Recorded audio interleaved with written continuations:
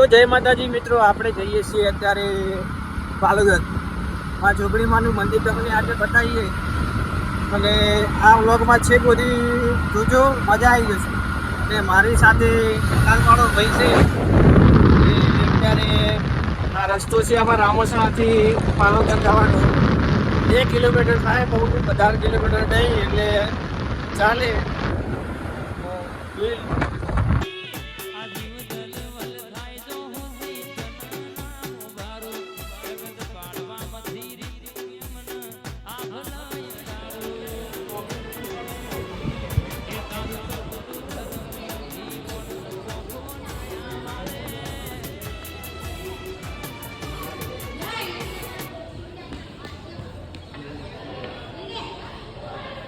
So finally guys આપણે પહોંચી જઈએ માં જોગણીમાના મંદિરે.